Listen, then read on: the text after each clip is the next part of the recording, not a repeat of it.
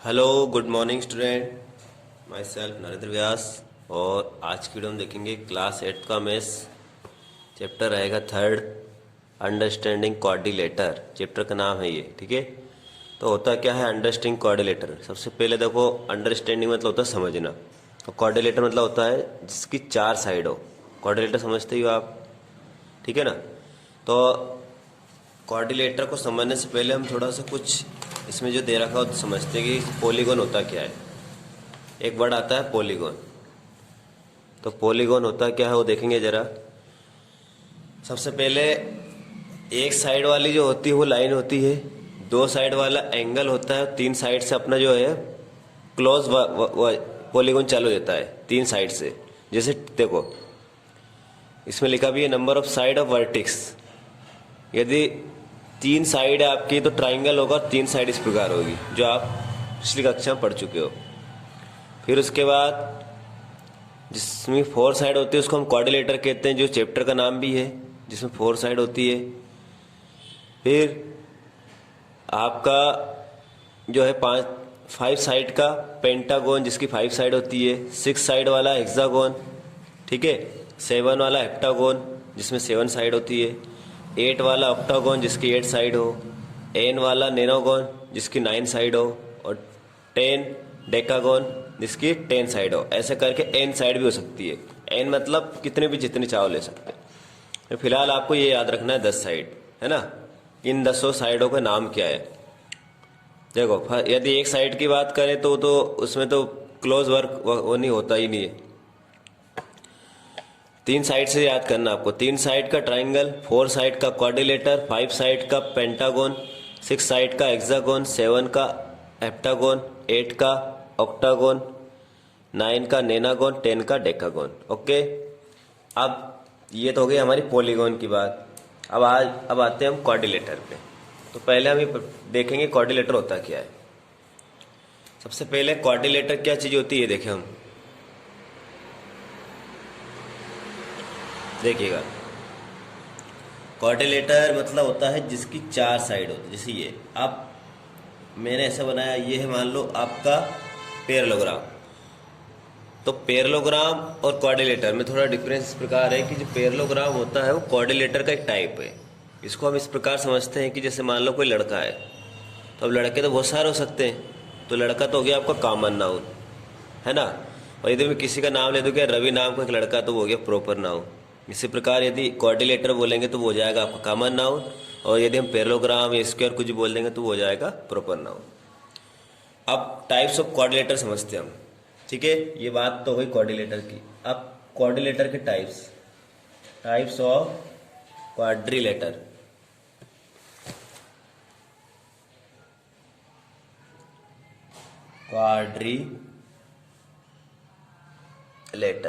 L. अब देखिए types of quadrilateral क्या होता है। ये देखिए सबसे पहले इसमें जो है लगभग 6 टाइप्स होते हैं इसके। तो हम वन बाय वन डायग्राम बनाते जाते हैं। सबसे पहले इसमें जो होता है वो आप ही समझ लो स्क्वायर होता है। स्क्वायर इस टाइप से बनता है। स्क्वायर मतलब होता है जिसकी फाइव चारों साइड कैसी होती है, इक्वल होती है। और ईच एंगल कितने डिग्री का होता है हमारा, 90 डिग्री का। देखो इसमें 2 पॉइंट विशेष याद रखना आपको कि स्क्वायर में क्या होता है कि ऑल साइड इज इक्वल, है ना। मतलब ये साइड भी इक्वल है, ये भी इक्वल है, ये भी इक्वल है, ये भी इक्वल है। और ईच एंगल कितने डिग्री का होता है, 90 डिग्री का। मतलब ये आपका 90 डिग्री का, समझ लो, ठीक है। ये बात स्क्वायर की हो गई। फिर दूसरा, स्क्वायर पे से थोड़ा सा मेद है, थोड़ा मार देते हैं तो बन जाता है रोम्बस, ठीक है। रोम्बस में क्या होता है कि वैसे स्क्वायर शेप में ही होता है लेकिन थोड़ा सा टेढ़ापन में होता है इसमें। लेकिन इसमें ये शर्त होती है कि चारों साइड तो इक्वल है लेकिन ईच एंगल 90 डिग्री का नहीं होता, ठीक है। इस बस इतना सा डिफरेंस है स्क्वायर और रोम्बस में, ठीक है। और इसमें क्या हो सकता है, देखिए भाई इतना ही होता है। अब देखिए थर्ड में क्या है, देखिए रेक्टेंगल भी स्क्वायर जैसा ही है, लेकिन इसमें क्या डिफरेंस है कि इसमें चारों साइड इक्वल होती है, इसमें अपोजिट साइड आर इक्वल होती है। रेक्टेंगल में क्या होता है, अपोजिट साइड आर इक्वल और ईच एंगल इज 90 डिग्री। ये जो है ये इसमें किस प्रकार से आपकी समान बता रहा है कि इसमें 90 डिग्री है तो इसमें भी 90 डिग्री है, और ये इसमें कैसे बता रहा है कि इसकी ईच साइड इक्वल है तो इसकी भी साइड इक्वल है ना। लेकिन रेक्टेंगल में क्या होता है, opposite side are equal and each angle is 90 degree. Fourth हमारा पार्ट होता है रेक्टेंगल का एक भाई होता है पैरेललोग्राम। क्या होता है, पैरेललोग्राम। पैरेललोग्राम को हम इस साइन में लिखते हैं। पैरेललोग्राम में क्या होता है कि देखो अपोजिट साइड इक्वल तो होती है लेकिन ईच एंगल 90 डिग्री का नहीं होता। किसमें, पैरेललोग्राम में। इस टाइप से ये देखो, इधर मैं थोड़ा सा ऐसा कर देता हूँ, ये है ना। तो ये हो गया आपका पैरेललोग्राम, ठीक है। तो ये लगभग सब एक जैसे होते हैं, बस थोड़ा थोड़ा सा डिफरेंस होता है। फिर इसके बाद आते हैं हम, एक हमारा होता है काइट। क्या होता है, काइट। काइट आपने पतंग उड़ाई होगी, उस टाइप से काइट होता है वो, जैसे सकरात पे उड़ाते हैं। अब देखिए इसमें क्या होता है कि ये साइड और ये साइड, इसको कहते हैं एडजस्ट साइड। एडजस्ट साइड मतलब जो लगी हुई होती है उसको एडजस्ट साइड आर इक्वल इस काइट। अभी तक हम क्या कह रहे थे कि भैया अपोजिट साइड आर इक्वल, अब है ना, ईच एंगल 90 डिग्री। अब इसमें क्या बात हो रही है कि ये जो एडजस्ट साइड ये क्या इक्वल है, ऊपर के इसको और अच्छे से हम इधर बना दें सही से। जैसे ये दो देखो, दो साइड आपको अलग ही दिख रही और ये दो नीचे की अलग दिख रही, ये बना सही से का, ठीक है। ये साइड और साइड इक्वल, ये साइड, ये हो गया आपको काइट। लास्ट होता है सबसे खास, अलग ही होता है सबसे, ये सबसे अलग ही चलता है। इसको कहते हैं हम ट्रिपेजियम। ट्रिपेजियम, ठीक है ना। जितने भी क्वाड्रिलेटर बिना साइड के बनते हैं, जिससे सारी साइड अलग हो, तो उसको हम ट्रिपेजियम कह सकते हैं। इनका एक सबका नाम है। इसमें हमने लिखा नहीं काइट, काइट लिख देता हूँ मैं, काइट।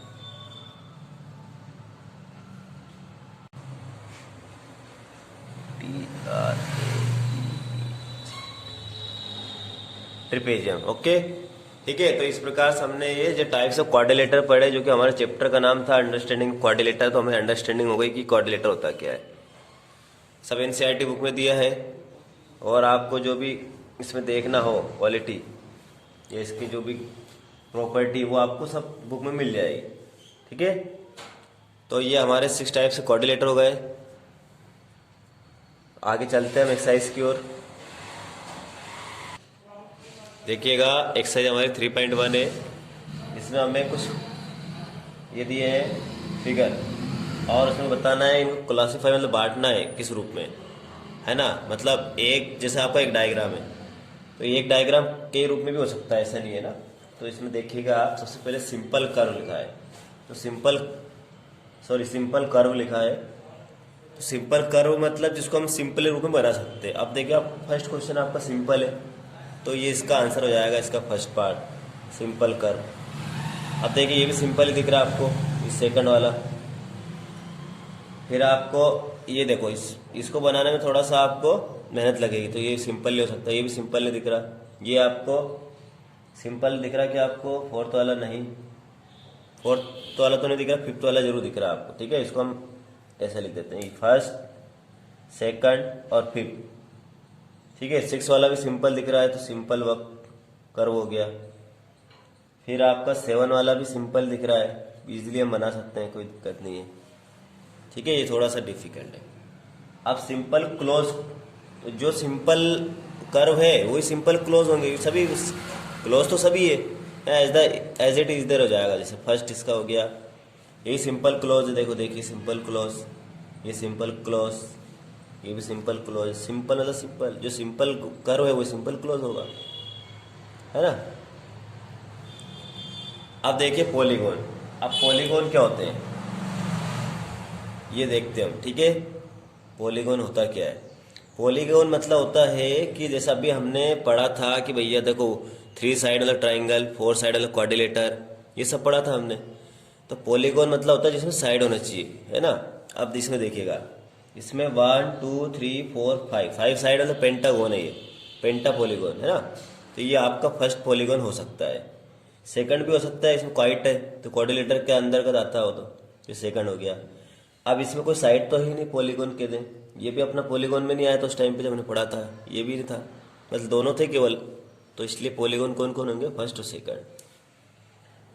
फिर हम देखते हैं कन्वेक्स पॉलीगॉन होता क्या है।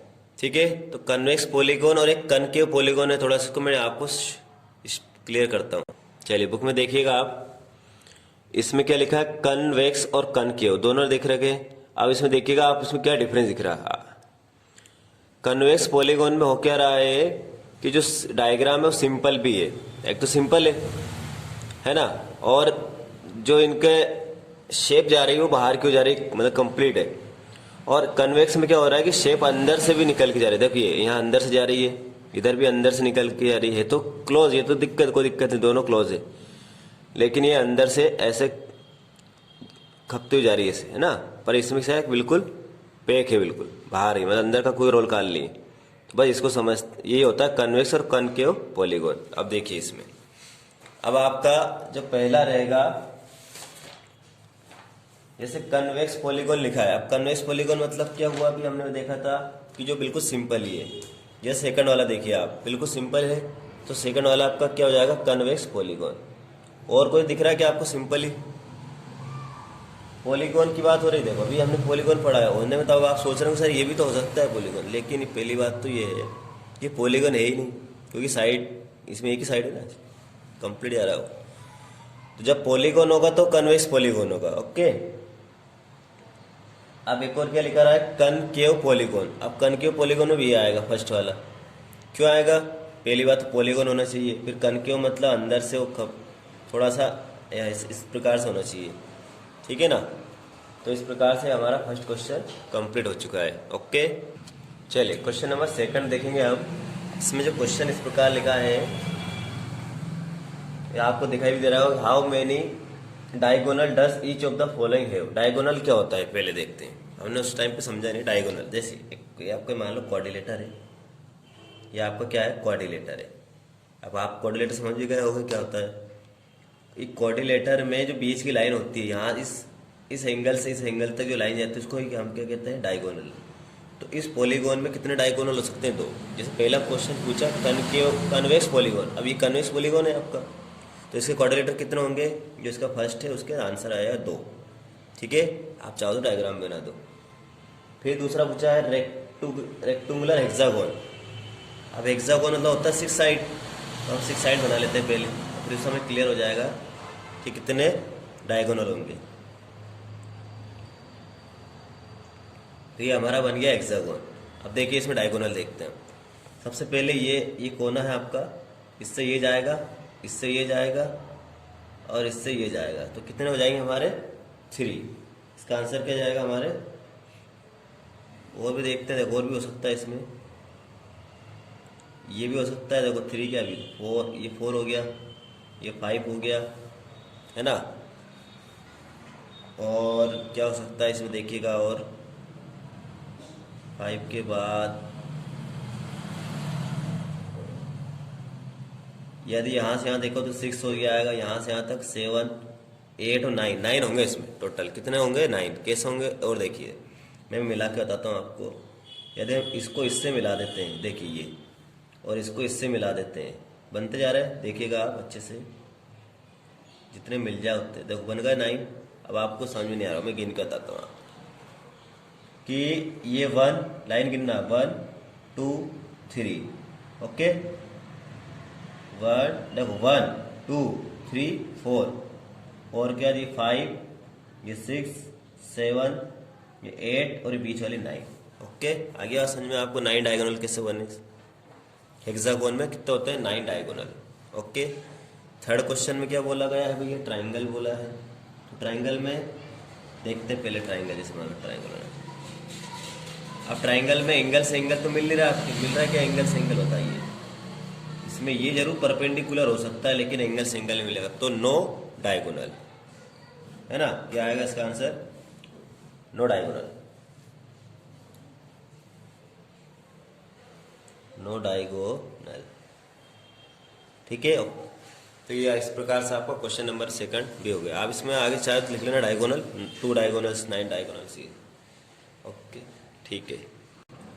देखिए अब क्वेश्चन नंबर हम थर्ड तो नहीं देखेंगे, 4 देखेंगे, क्योंकि हमें क्या रही है, हमारी इंपॉर्टेंट क्वेश्चनों की सीरीज चल रही है। ठीक है, तो जो बिल्कुल काम का होगा वही देखेंगे। अब आपको इसमें दिखाई दे रहा होगा, ऊपर डायग्राम भी दिख रहा है इसमें, कि सबसे पहले क्वेश्चन क्या पूछा है, एग्जामिनेशन द टेबल। ठीक है भैया, each of the divide triangle sum of angle indicate from that, मतलब ईच फिगर, प्रत्येक फिगर में डिवाइड बाय, मतलब डिवाइड है into triangle and the sum of angle. आपको क्या पूछा है, सम ऑफ एंगल। आगे क्वेश्चन लिखा है, what can you say about sum of convex polygon with number of side. हमें नंबर ऑफ साइड निकालनी है ना, मतलब देखिएगा आप इसमें कैसे निकालेंगे। देखिए इसमें हमें क्या नंबर ऑफ साइड दे रखा, हमें एंगल निकालना, सीधी सी बात ये। अब इसमें जो पहला डायग्राम आपको दिख रहा होगा ट्राइंगल, ट्राइंगल का सम पता ही है आपको सभी को, वो क्या होता है, 180 होता है। ठीक है, 180 होता है। अब मैं इसका एक फार्मूला बताता हूँ आपको कि इसको करना कैसे है। ठीक है, फार्मूला इस प्रकार से होता है हमारा, यदि किसी का भी निकालना हो, देखिएगा n-1 और n-2 इंटू 180। अब आप चाहो तो इसका भी निकाल के सकते हो, ट्राइंगल है 3 साइड, देखिए आप 3-2 इंटू 180, तो 3 में से 2 गया 1 का इंटू 180 में करेंगे तो 1 ही आएगा। अब आपके पास जितनी भी साइड दे रखी हो उस सबका हम निकाल सकते हैं। तो पहले क्वेश्चन का तो आपका आंसर आ गया 180, दूसरे का हम निकालते हैं भैया। देखो इसमें निकला भी ऐसे, तो निकाल भी रखा है 4-2, क्वाड्रिलेटर है आपका, तो 4 में से 2 गया 2 का 2 इंटू 180 क्या होता है, 360। और हम वैसे भी हमें पहले से पता है कि ये क्वाड्रिलेटर का सम 360 होता है, और इससे भी क्लियर हो गया कि हमारा फार्मूला सही है। 5 का निकालना हो भैया, तो 5 का भी निकाल के बताते हैं। 5 में से 2 कम कर लो, 3 180, तो 5 साइड का क्या बन जाएगा हमारा, 18 3 कितना होता है, 54, 5 40। ठीक है ना, बस ये से करना है। 6 साइड वाली बात कर रहे हैं हम, 4th वाले का जो हमें लिखा भी है 6, तो 6 में वही 6 में से 2 कम करेंगे 4, या 4 आ जाएगा हमारा। 18 4 जो होता है 72, मतलब 72। ठीक है ना, इस प्रकार से क्वेश्चन हमारा हुआ है। और आगे जो हमें दिया है, क्या दिया है कि 7 का कैसे निकालोगे, तो इसका ए पार्ट देखते हैं हम, ए पार्ट 7 का। तो हमारे पास फार्मूला अलग से लिख लेते हैं हम इधर, और इसमें फटाफट हम करते जाते हैं। देखिए यदि हम 7 में से 2 कम करेंगे तो कितना आएगा, 5, तो 5 का इंटू 18 में करेंगे तो हो जाएगा आपका 90, मतलब यानी आपका 7 साइड होगी तो आपका कितना आंसर आ जाएगा, 900 डिग्री का एंगल बनेगा आप, है ना। मतलब सारे एंगल, इसका मतलब ये है कि सारे एंगल आपको कितने डिग्री के हो सकते हैं, 900 के। इसका ही भी रूप देखिएगा, 8 दे रखा है, तो 8 कैसे निकालेंगे, तो 8 में से 2 कम किया हमने, 8 में से 2 कम कर दिया और 180 का इंटू कर दिया 6, 18 6 जा कितना होता है, 108, है ना, 0 का 0, तो ये कितना है 1080 डिग्री। इसका सी पार्ट 10 दिया है, देखो 10 में से 2 कम करेंगे 18, 18 6 जा 18 8 जा कितना होता है आपका, 18 6 जा ये होता है, 18 8 जा आपको कितना होगा, 18 8 जा 18 8 जा होता है आपका 144। ओके, अब डी वाला देखिए, एन निकाला। अब एन कैसे निकालेंगे जरूर बताता हूँ आपको, एन वाला कैसे निकालते हैं।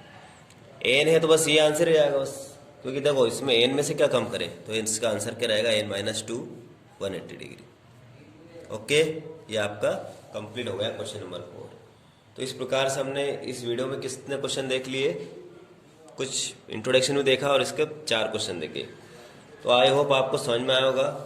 तो इस क्लास को आज यहीं ख़त्म करते हैं, और नेक्स्ट वीडियो में हम जो है एक्सरसाइज 3.1 कंप्लीट कर देंगे। Okay, thank you, nice day.